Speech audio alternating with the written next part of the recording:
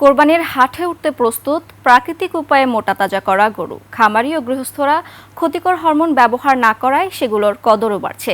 তবে গোখাদ্যের বাড়তি দাম ও অর্থনৈতিক মন্দায় লোকসানের শঙ্কায় তারা। প্রতিনিধিদের সহায়তায় ডেস্ক রিপোর্ট। ঈদুল আজহায় মোটা তাজা করা পশুগুলোকে লাভজনক দামে বিক্রি এবং কুরবানির হাটে ওঠানোর অপেক্ষায় খামারি ও গৃহস্থরা। দেখতে সুন্দর এবং খেতে সুস্বাদু হওয়ায় ঈদে বরাবরই চাহিদা থাকে মুন্সিগঞ্জের মীরকদমের ধবল গরুর। এবার জেলার দুটি খামারে লালন পালন করা হচ্ছে 150 ধবল গরু। ওয়ালটন আবারও মিলিয়নিয়ার অফারে ওয়ালটন ফ্রিজ কিনে আপনিও হয়ে যেতে পারেন মিলিয়নিয়ার। ক্রেতার চাহিদা থাকলেও এসব গরু পরিচর্যা ব্যয়বহুল হওয়ায় কমছে লালন পালন। আমাদের পূর্বপুরুষ থেকে লালন পালন করে আসছে, এখন এই ঐতিহ্য ধরে রাখার জন্য আমরা ওই গরুগুলো লালন পালন করে থাকি। এগুলাকে আমরা খুবই সুস্বাদু খাবার খাওয়াই, যেমন কুড়া, ভুট্টা, মুসুরি পাউডার, খোল। ধবল গরু ছাড়াও এবছর 6,000-এর বেশি খামারি প্রায় 82,000 গরু প্রস্তুত করেছেন। জেলা প্রাণী সম্পদ দপ্তর তত্ত্বাবধানে সম্পূর্ণ দেশীয় পদ্ধতিতে কাঁচা ঘাস খড় খাওয়ায়ে এই গরুগুলোকে মোটা তাজাকরণ করা হয়েছে।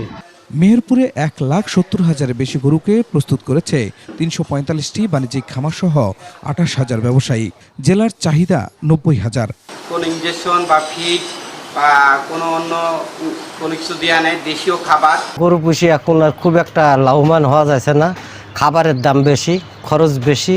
খামারিরা এসব গরুকে মোটা তাজা করেছেন প্রাকৃতিক উপায়ে। খাবারের একটা প্রপার রেশন ফর্মুলেশন করে দিয়েছি, যারা খুব দ্রুত মোটা তাজাকরণ করতে পারে। এখানে কোনো প্রকার স্টেরয়েড এখানে ব্যবহার করা হয়নি। কোরবানির পশু নিয়ে প্রস্তুত যশোরের 16,043টি খামার। প্রাকৃতিক ও সুষম খাদ্য দিয়ে গরু লালন পালন করছেন খামারিরা। কুরবানির সামনের সময় তো ওই জন্য আমরা হয়তো একটু ব্যস্ত সময় পার করছি। কুরবানির বিক্রি করে আমাদের খরচটা এবং লেবার খরচটা এবং যে কস্টিংটা যাতে সেগুলো যাতে ওঠে, আমাদের কিছু লাভবান হতে পারি। প্রাণী সম্পদ বিভাগের মতে এ জেলায় 1,14,574টি পশু প্রস্তুত করা হয়েছে, আর জেলার চাহিদা 96,000। যশোরে কুরবানি উপলক্ষে যে মোটা তাজাকৃত পশু আছে সেটা পর্যাপ্ত আছে। দেশের স্বার্থে অবৈধ পশু অনুপ্রবেশ রোধে সংশ্লিষ্টদের কঠোর নজরদারি চান খামারিরা। Khurshid Alam, desk report, 21 television.